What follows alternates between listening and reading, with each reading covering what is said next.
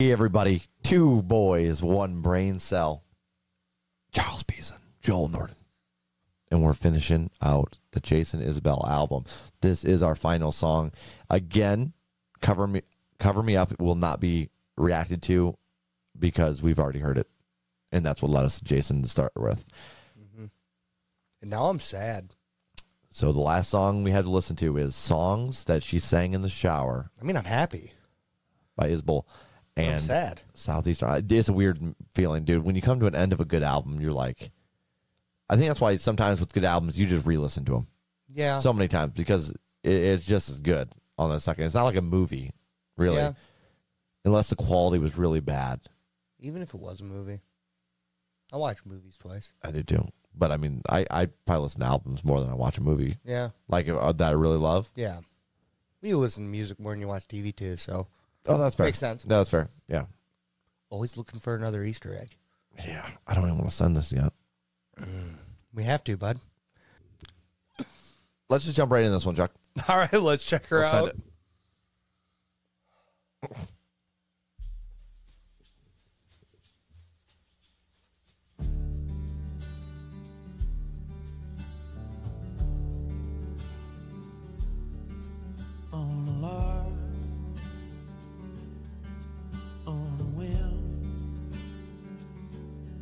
I said there's two kinds of men in this world and you're neither of them. And his fist cut the smoke. I had an eighth of a second to wonder if he got the joke. And in the car headed home, she asked if I had considered the prospect of living alone with a stake held in my eye. I had to summon the confidence needed to hear her goodbye. And another brief chapter without any answers grew by. And the songs that she sang in the shower are stuck in my head, like Bring Out Your Dead, Breakfast in Bed. And experience robs me of hope that she'll make it back home. So I'm stuck on my own. I'm stuck on my own.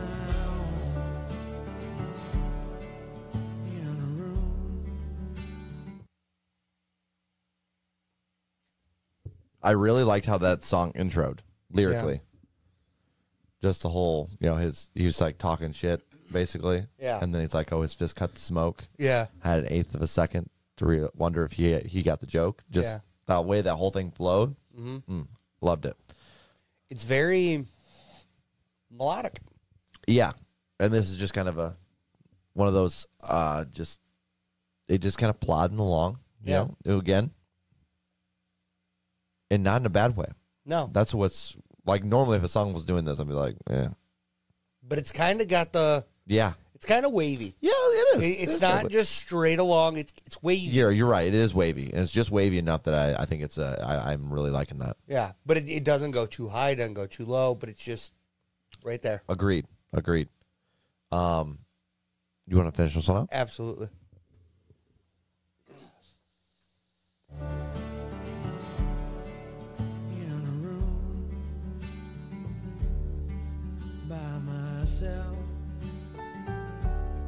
Looks like I'm here with a guy that I judge worse than anyone else.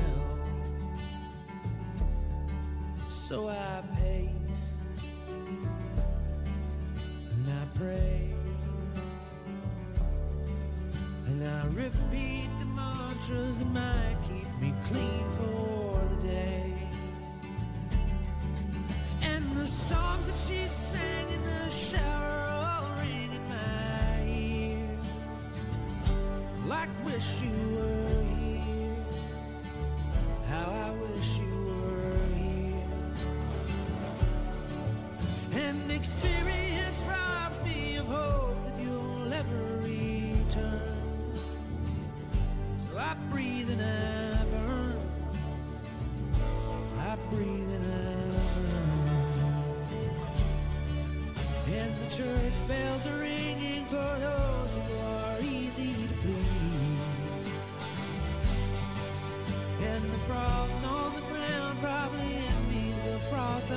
true.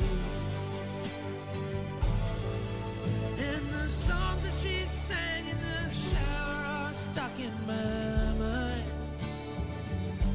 like yesterday's wine, like yesterday's wine. And experience tells me that I'll never hear them again without thinking of them, without thinking of them.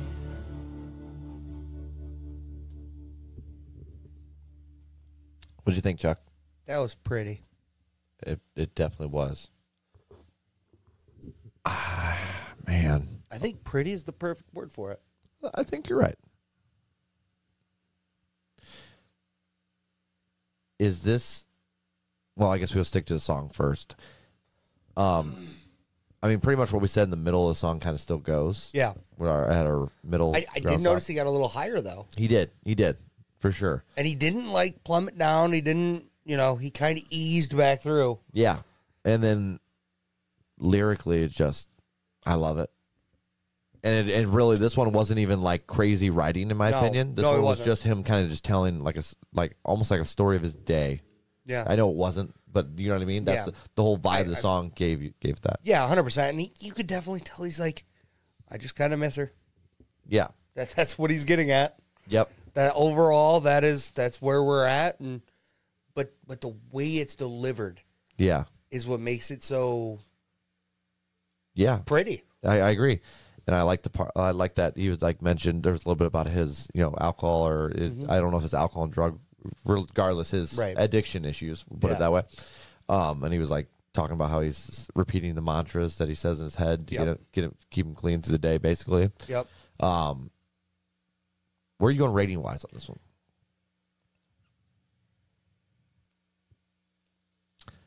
You want me to lead? Yeah.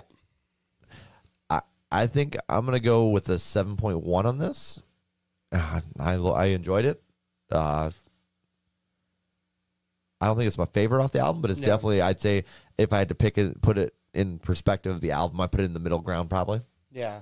But I really enjoyed it. I'm leaning more like 6.3, 6.4. Yeah, I think I'm going to go 6.4. You know what would have been really nice, though, in this? What's that? Amanda's violin. Oh, dude. That'd have boosted that up. Yeah. Easy. Her violin's is phenomenal. Yeah. But yeah, I'm thinking 6.4 here. Definitely makes a playlist. I think it's very melodic. I think it's really pretty. Yeah, it is. Calming in a way. Yeah. So it'll take you from laughing so hard you cry to all right.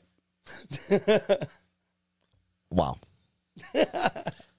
Chuck, this album as a whole, where does it fall for you? Does it have replayability, or is it something that's like, was it good, first of all? I'm assuming you liked it as a whole. So to you, does it have a replayability? Like, is it a constant for you? Is it like, oh, I might check it up here and there? Or is it just something you're like, well, this was good and you don't go back to? Here and there. Here and there? I think this one for me gets replayed quite a few times. Yeah. I think over the next couple months, I'll probably listen to it at least 2-3 times. Yeah. And then it'll be an occasional play. Yeah. And songs from this album will be in my playlist forever. Yeah. Yeah. I think it's one of those where, like, I enjoy the album and I'll probably go back to it periodically after. You always get sick of an artist if you listen to him constantly. Yep. And then you set it down for maybe a couple months or sometimes longer, and then you're like, oh, something you get a craving for it. Yep. Go back to. I think this would be. Ooh, who was the first artist you did that with, bud? That I got sick of. Because you listened to it too much. Oh, that's a good question. I'd probably have to say Megadeth. Mine was Alan Jackson. Really? Yes. Interesting.